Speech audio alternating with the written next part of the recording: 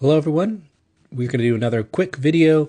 A lot of this is going to be FYI stuff in the sense that I won't be really pulling a ton of test questions from this presentation, but I still think it's important. It's not too long. It's only 17 slides.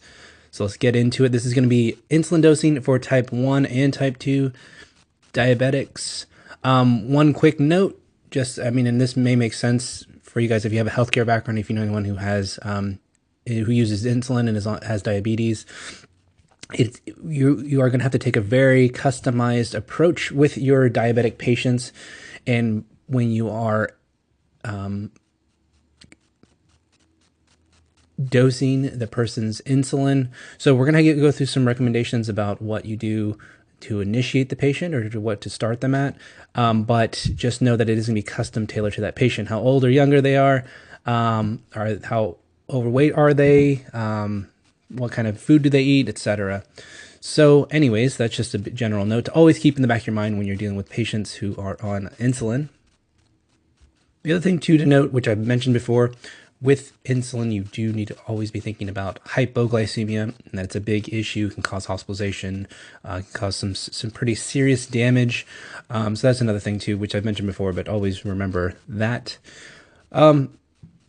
First off, with the type 1 diabetic patients, now these are patients that are going to be completely reliant on exogenous insulin, and so you will definitely need to put these patients on insulin, and they will typically need a long-acting basal insulin with a rapid-acting, short-acting one, and it'll depend on, again, a little bit on the patient and everything. Just also note too that typical daily doses are expressed as total units per kilogram per day of all insulin formulations combined. So like I said, they're going to be on a couple rapid acting and a long acting. So depending on your chart you're looking at or your medical records, etc., just be mindful of that. You may see a total daily dose, which, you need to make sure you're teasing it out and you're keeping your insulins, keeping the different types of insulin straight. And that's part of the reason I want you guys to memorize for testing purposes, which ones are rapid acting versus long acting, intermediate acting, etc. Because, just because you have a total daily dose, that tells you a lot about the patient, but then it'll tell you even more if you know which specific formulations they're on. So anyways, initially for your type 1s, you can go ahead and do 0.2 to 0.6 units per kilogram per day in divided doses, or easier to remember, or for me at least, is 0.5. You can just kind of think of that as just an initial. You can be more conservative if you'd like, and you can start on the lower round. And this is, again, especially to help avoid the hypoglycemia. So you can start down to 0.2 to 0.4 units per kilogram per day. And that's where we'll have to do a little bit of pharmacy math. So it's not too bad. You just set it up. You first convert your patients. Usually they're in pounds, so you convert them to kilograms. So an easy kind of quick way to do that is just divide by 2. So, and I realized that 1 pound equals 2.2 kilograms. So it is actually, you divide by 2.2 to be most technically correct. But I use 2 just as again, kind of estimate when you're kind of doing the math quickly in your head. But definitely you want to, put pen to paper if you need to, use a calculator if you need to. And so 100 pound patient, I think, about 50 pounds, but you actually divide it out 100, and it's a 100 pound patient is actually 45 kilograms. So it's 45 kilogram patient. And then you just do, 0.2 times the 45 kilograms, and that'll give you the total, for that day. So that's for 24 hours. And then you divide it up. Initially too, you're going to use a rapid acting. So like the insulin aspart, which is the generic for a brand name Novolog. And then the usual maintenance doses will be here, 0.5 to 1 units per kilogram per day.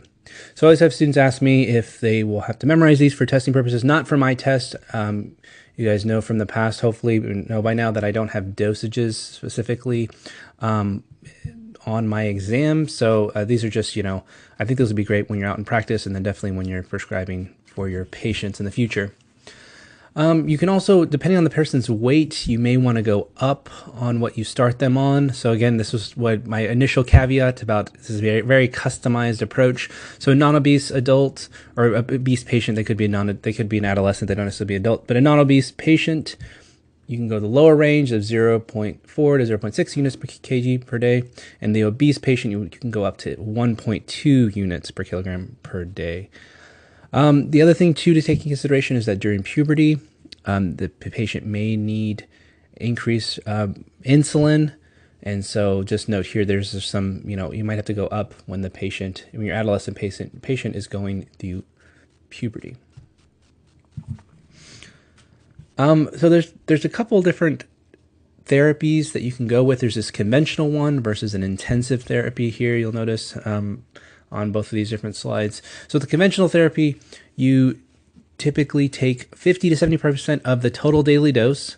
So how much of that rapid acting insulin are they taking in a 24-hour period? And then you get a percentage, so let's say about half, so 50%, then you give as a long-acting form of insulin. Usually that's one time a day, sometimes it can be twice a day. It's usually one time at bedtime. And then the remaining portion of that total daily dose is then divided and administered at before or at meal times. So it's depending on the preparation, but so you could do the rapid acting before meal times.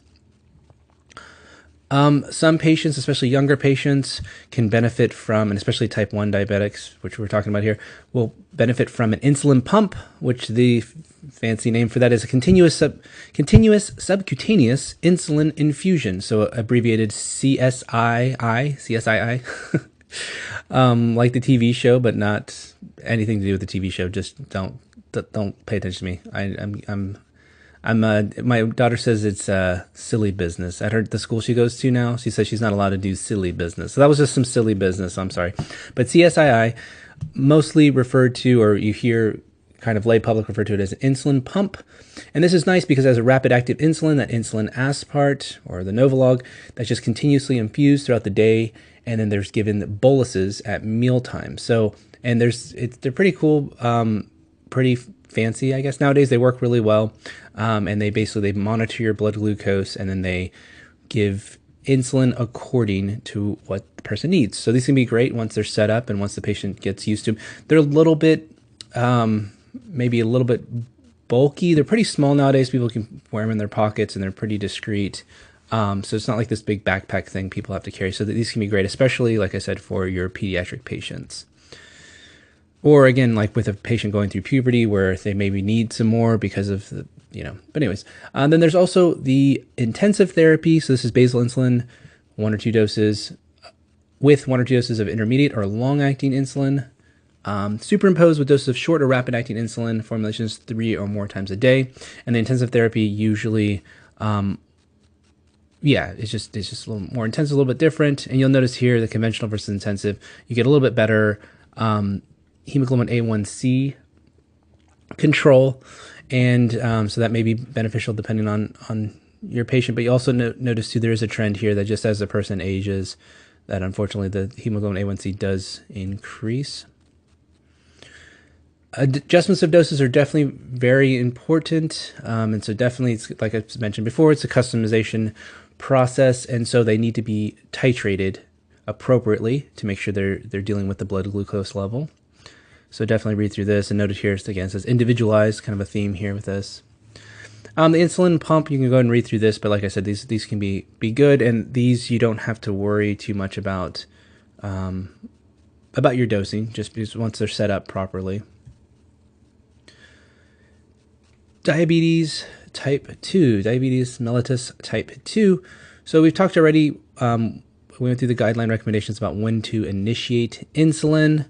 So, and the goal is for the ADA is less than 7. So I've already been through that, but you can definitely read through this. And then just note too, we've already talked about this, but when you're going to start, you start with the basal insulin. So that's a long acting. So that's like Lantus or Levemir, which is insulin glargine or Dedamir. So not regular insulin. So you'll want to do a long acting insulin first. And please refer to that other presentation I have as far as that there's an algorithm there that you can follow to see when, you first initiate the basal insulin and then and then you can add the other types of insulin later, depending on the patient, and whether or not they're meeting their A1C goals. Intensification of therapy, again, definitely something that you may have to do with your patients if they're not meeting their goals. So again, like I said, I am more visual, but I like those graphics I gave you in the other type 2 diabetic specific presentation I gave. So I'd refer back to those. But yeah, so after you have that, the basal long-acting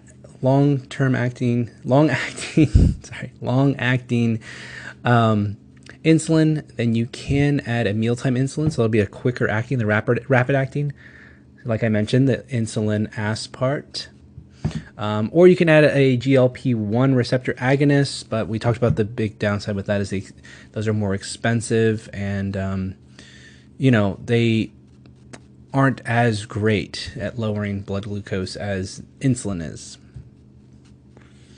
Mixed insulin, so we talked about this, I think we talked about this, but but just as a review, we may not have talked about this. Mixed insulins should not be used for type 1 diabetics, and then they can be used for type 2, and here are the specific patients where these pre-mixed, so they come pre-mixed, and they commercially available pre-mixed insulins.